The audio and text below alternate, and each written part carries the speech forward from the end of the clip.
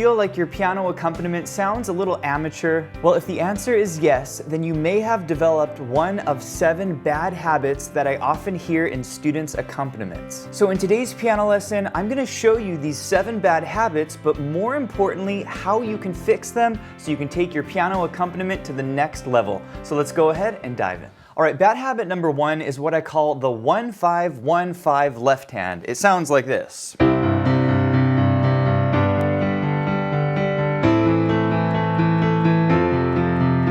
Basically, what I'm doing on each chord on the left hand is I'm taking the notes and I'm playing the root, the 5th, and the root, or the 1, the 5, and the 1, and then I just repeat this the whole time. And this can start to sound a little bit boring after a while. So how can you fix this? Well, one of my favorite left hand accompaniments goes like this.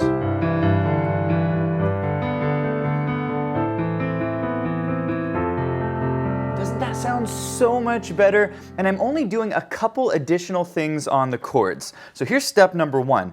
We're going to take that C major chord, and instead of going root 5th, we're just going to go root 5th, 3rd, 5th. Okay, so that's step number 1. You're going to kind of spread the chord out. Step number 2 is to go to what's called the 2nd note, or the sus2 of the chord. So we're going to go root 5th, 3rd, 5th, 2, 5th, 3rd, 5th. Okay? So 1, 5, 3, 5, 2, 5, 3, 5. And you can do this on all of your chords. Right? Doesn't that sound so much more beautiful? It almost creates a little melody in your left hand. All right, before I teach you bad habit number 2, if you're enjoying this video, please hit the like button, and if you're new to the channel, be sure to subscribe for more videos just like this. All right, bad habit number 2 is what I call chording, and it sounds like this.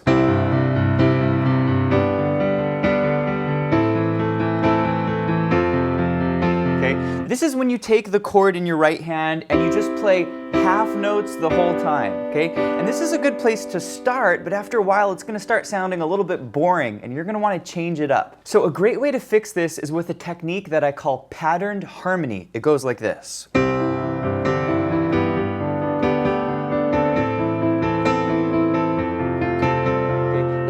Beautiful, and I'm only doing one very simple technique on the chord. Okay, so here's the first thing. We're gonna take our chord, in this case it's a C major chord, and we're gonna play this little pattern on it.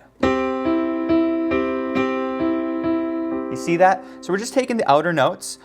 Outer, inner, inner, outer, outer, inner, inner, outer. And so if you do this on each chord, it sounds really cool. Like on the G chord, sound great, and then the A minor, right? And then the F chord. Okay. Now I call this a patterned harmony because it's a simple pattern that we're using on all of the chords, but we're also harmonizing the chords with the outer notes. Now one little trick when you're playing this pattern is to go to the next chord early. So for example, on the C chord, notice I went to the G chord a little early there. And then I go to the A chord a little early there. And then the F chord. And then back to the C chord, and then we change in the left hand. All right, before I teach you bad habit number 3, if you're enjoying this topic and you want to learn more right hand patterns and left hand accompaniments, check out our pop and contemporary piano accompaniment courses over at pianowithjonny.com. In these courses, you'll learn 48 accompaniments that you can use on a chord progression like this, so I'll put a link to those below. Okay, bad habit number 3 is that you don't use any what I call money notes in your chords. In other words, you just play the simple notes from the chords. And this is kind of a good place to start, but after a while it's going to sound very kind of vanilla. And you're going to want to play some kind of cool notes.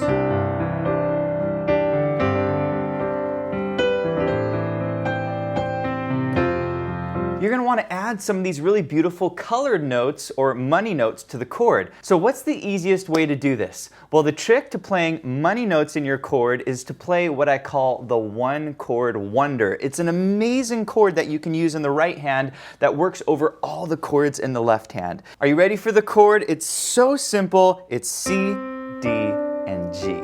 Okay, that is it. The technical name for this chord is called a C sus2. It's like a C major, but you drop the third down to the 2, so it's a C suspended 2. And the amazing thing is that when you're playing a pop chord progression like this, let's say the chord calls for, a G major, it sounds great on it. Or let's say the chord calls for an A minor. It sounds amazing. Or an F major. It sounds really cool. So in other words, you can sit in this position in the right hand while you change the bass notes in your left hand. Now there's 2 positions for the one chord wonder. I call this position 1, and then we're going to invert it. We're going to put the C on top, and you have position 2. So if you were to use this chord on this chord progression, you could start here on the C chord, and then maybe the G chord, okay, and then maybe invert your one chord wonder up here on the A chord, and then stay here on the F. Now you could also do the more interesting left hand. Remember earlier I taught you like that? You could do that with the one chord wonder.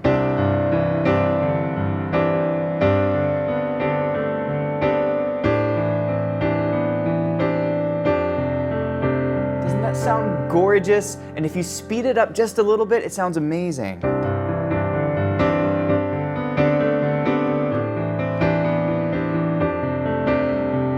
All right, before I teach you bad habit number 4, if you want to learn more about the one chord wonder, check out our one chord wonder course over at pianowithjonny.com. I'll put a link to that below. All right, bad habit number 4 is what I call no melodic fills. And one of the clear signs of an amateur pianist is someone who just plays chords the whole time and doesn't play any melodies between the chords. And a great way to make a singer sound good when you're playing an accompaniment is when the singer's holding a note, play a little melody to carry into the next phrase. I call these carry-in melodies. And so basically, let's say you're starting on a C chord.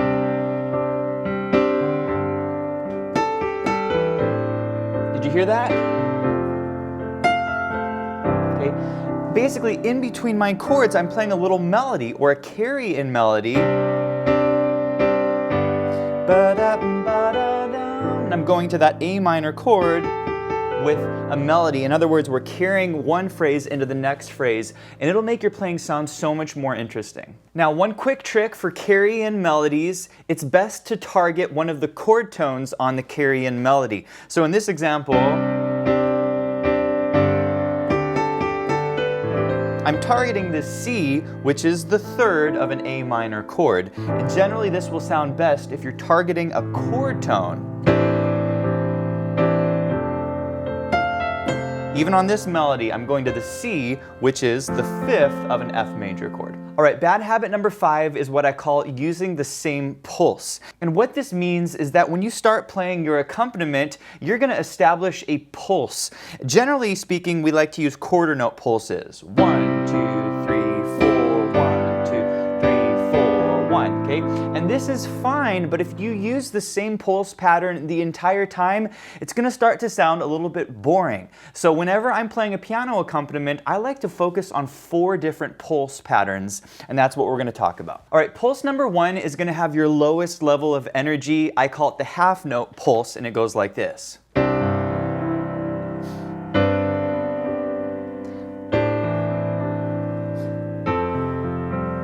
So basically what's happening here is I'm feeling 1, 2, 3, 4, 1, 2, 3, 4. We call these half notes. 1, 2, 3, 4, 1, 2, 3, 4, 1. Okay? So it's going to have a more open sound to it, and it's a great place to start your piano accompaniment because it's going to be a lower level of energy, and it's going to give you a great place to build your energy from. All right, your second pulse pattern is a little higher level of energy, and I call it the quarter note pulse. It goes like this.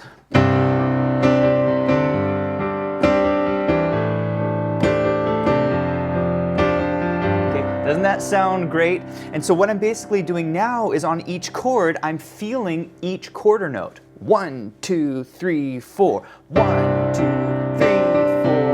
1, 2, 3, 4. 1, 2, 3, 4. 1, 2, 3, 4.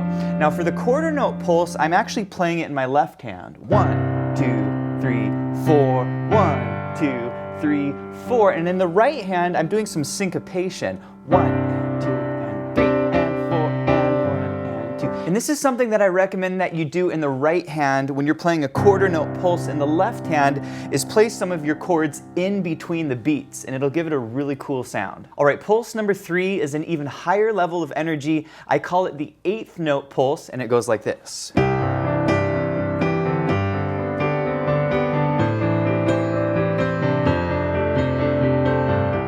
Doesn't that sound great?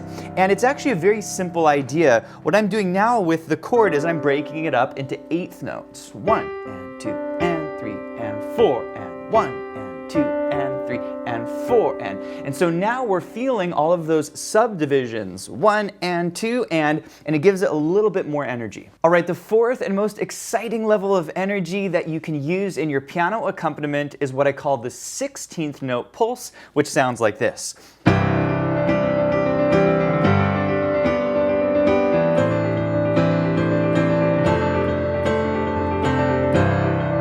Sound amazing, and I love using this as an accompaniment toward the end of the tune when I really want to build to that last and final section. So what am I doing here? Well, I'm basically taking each of my chords, in this case I'm using the one Chord Wonder, and I'm breaking it up into 16th notes. 1 E and a 2 E and a 3 E and a 4 E and a.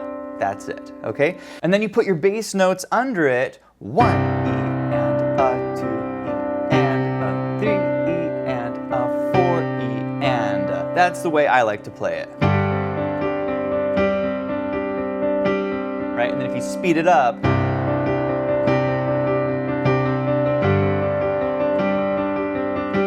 by the way, I call right hand patterns like this a pop stinato. It's basically an ostinato, which is a repeated pattern that you use in pop music. So pop stinato. Now for more pop stinato patterns like this, check out our pop stinato course over at pianowithjonny.com. I'll put a link to that below. All right, bad habit number 6 I hear from amateur pianists is that they play in the same range of the keyboard the entire time.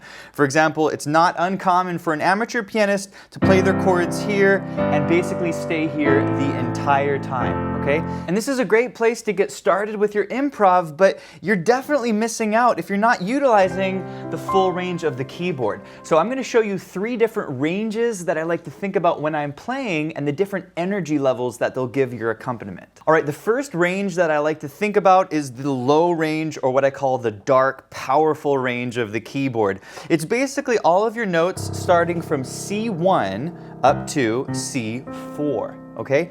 And so this is a great place to get started with your accompaniment. You can take your bass notes and your chords, and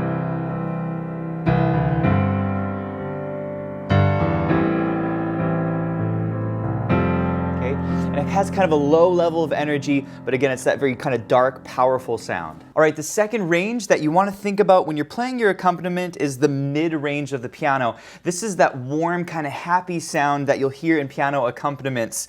And what you'll want to do for this range is you'll want to start at C3. This is the 3rd C, 1, 2, 3 on the piano. And this generally will go up to about a G5. Okay, that's about there. Okay, so anything in this range is going to have kind of a warm, happy sound. It might sound like this.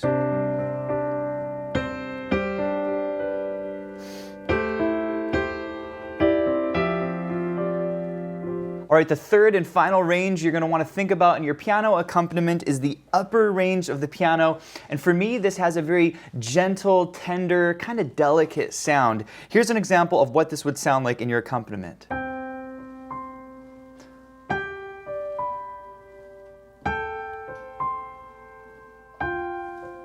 Doesn't that sound beautiful? And so you really want to utilize this upper range of the keyboard. This is one of the most neglected ranges that I hear from amateur pianists. Now, in terms of the best notes to use in the upper range, I will generally not go lower than the middle C or C4. And then you could actually go all the way up to this really high C if you wanted. I generally don't go any higher than this C, which is C7. Okay, so anything in this range is going to have that kind of gentle, tender sound. All right, the seventh and final sign of an amateur piano accompanist is that they don't tell a story with their piano accompaniment. Now, what do I mean by this? Well, anytime you're accompanying a singer or an instrumentalist, as an accompanist, you're telling a musical story, and a good story builds from something simple to something really exciting, oftentimes something a little bit more complex. And so you want to do this in your piano accompaniment. And oftentimes I hear amateur pianists pick one sort of accompaniment and they'll stay there the whole time, and so their accompaniment can sound very sort of monotone. And so I want to show you exactly how to build the energy of your accompaniment so that you can tell a really great musical story. So what's the best way to do this? Well, generally when you're playing an accompaniment, you have different sections of the tune, and oftentimes you're repeating the same sections. So on the first section, I recommend that you start at a kind of a low level of energy. This way you can build from there. So the way I like to do it is I like to play in the low range of the piano when I'm starting my piano accompaniment, and I like to use generally kind of a whole note pulse. So something like this.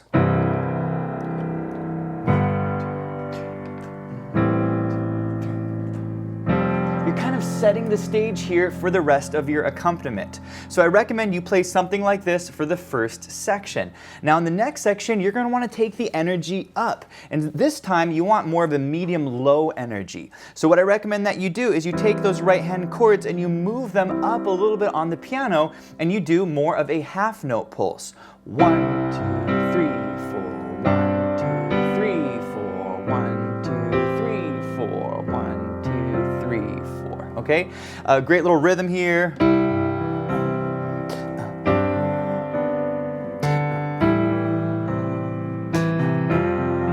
Notice how the energy is starting to pick up. So once you've played the second section and you're into the third section, you're going to want to build the energy even more. And so now you're going to want that medium energy. And so what I recommend that you do now is move your chord up once more on the piano. You're going to have some brighter sounding chords. So now you're more in the mid-range, and this time use more of a quarter note pulse.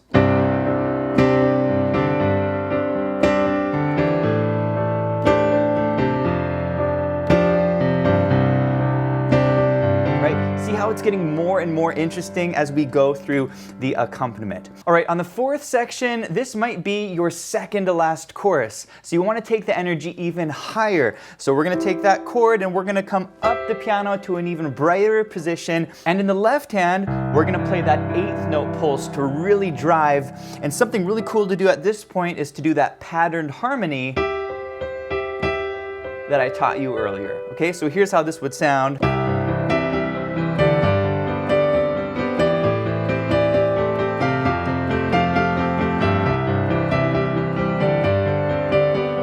Sound amazing? Kind of reminds me of Coldplay. Now at this point, it's very common to have a couple more sections in the tune, and if you're playing a pop tune, it's very common to have what's called a breakdown section. This is where you pull the energy way, way back, you go really light, kind of tender, and then you go really big for the final chorus. And so for this fifth section, or the breakdown section, if you want to pull the energy back, what I like to do is play in the upper range and use a whole note pulse. So you might play something like this.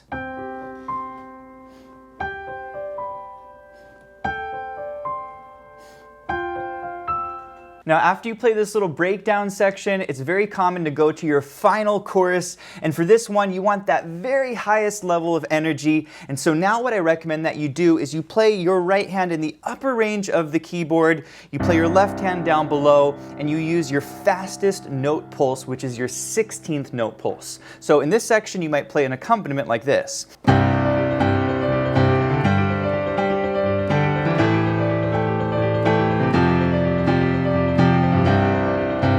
Sound amazing, and this accompaniment works so great because it really drives with these pop staccatos. Hey, thanks for watching, and if you enjoyed this lesson, please let me know in the comments, and also be sure to check out pianowithjonny.com. We have over 1,000 step-by-step lessons for all playing levels where you'll learn your favorite songs, styles, and how to improvise at the piano.